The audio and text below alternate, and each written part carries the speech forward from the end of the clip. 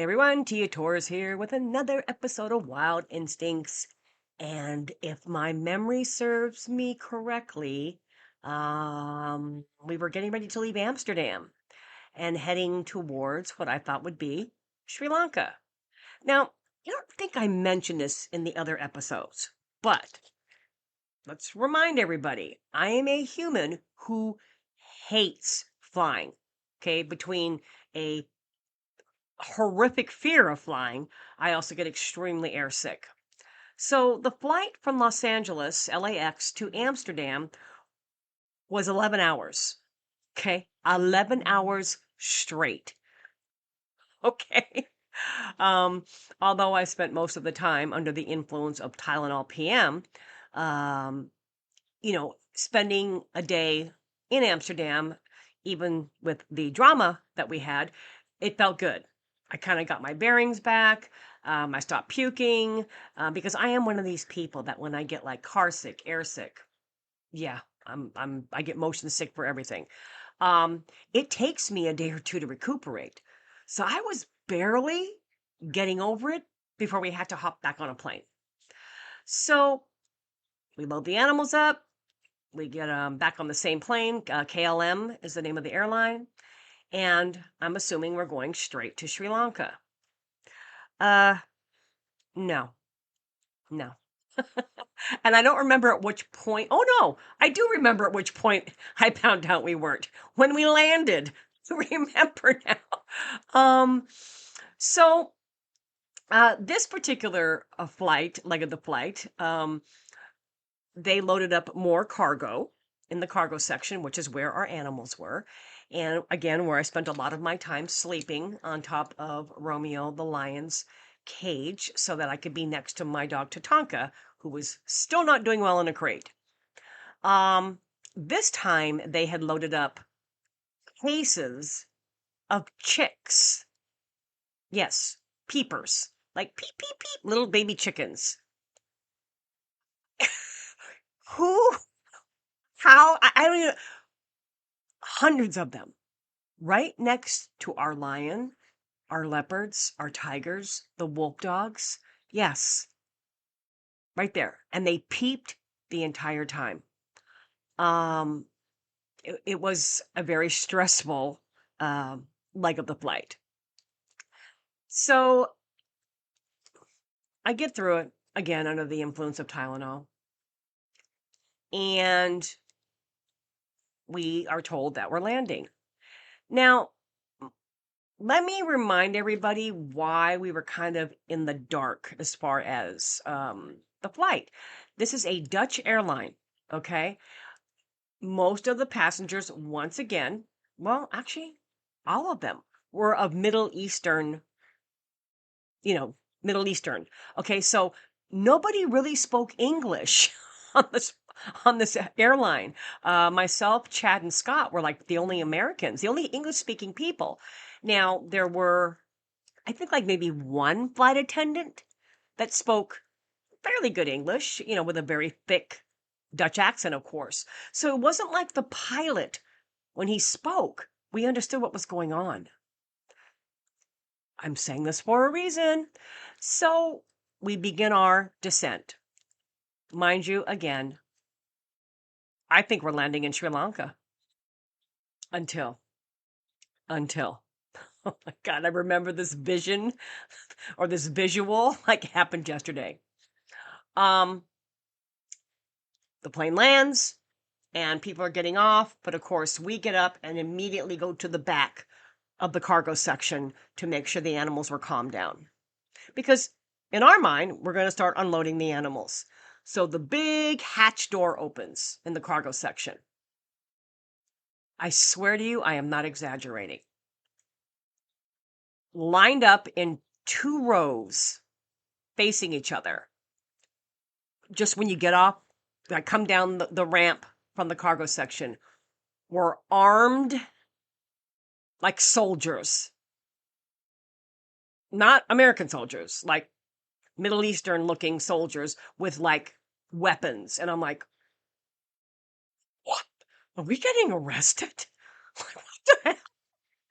And a flight attendant comes in and she tells us that it's normal, but because there's cargo coming off the plane, that's why they're there. And I'm like, wait, what's going on here? And I'm kind of looking out at the airport. It looks um it looks somewhat fancy. And I knew that Sri Lanka was, back then, it was like a third world country, very poor country, little island. It just didn't look like that. This looked pretty progressive. And she says to Chad and Scott and I, we're going to be here for a little bit unloading. If you and your friends want to go into the airport, everything is duty free. And I think that kind of meant like tax free or something. I don't know. And I said, what? She said, if you want to go buy, cigarettes, alcohol, snacks, food, and we're going to be here for, an hour or two unloading some of the cargo. And I thought, wait a minute, aren't aren't we getting off? Come to find out, we are not in Sri Lanka. We are in Dubai. The 7 hours it what took from going to Amsterdam, I'm choking myself, to what I thought would be our destination is Dubai. Oh my God, I'm shocking myself. Hold on. I got to get a swig of soda here. Now, let me remind you, this happened in the late 90s, mid 90s, mid 90s. There was a different perception of Dubai in the Middle East back then. Okay. All I heard were American women getting kidnapped. Once you were held hostage, or you just didn't go to places like this. I mean, now it's amazing. Well, there's still some restrictions. I was horrified. I said, I'm going nowhere. Now, of course, Scott and Chad, my co-conspirators, the ones that dragged me into the red light district, the ones that got the taxi driver high, the ones that left me with the Amsterdam police and their, in their clutches. Of course, they wanted to get off the plane. I'm not going anywhere. I'm not getting arrested. So we sat there for another, hour or two while they did their thing and the airlines did their thing. And I'm thinking, I just flew another 7 hours and we're still not there yet.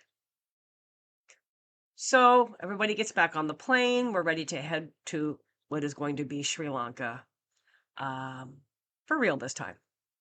So I'm thinking, oh, it's just a hop, skip, and a jump away. I mean, it's got to be. We've been in the air for 18 hours. No. We have another 5-hour flight. Now, I don't know why I didn't check this all out before I got on a plane at LAX. Can I remind you again, for probably the third or fourth time, I am terrified of planes. I get brutally airsick. And I'm thinking, I'm going to die. I'm just going to die. Like, if I take any more Tylenol PM, I'm going to OD.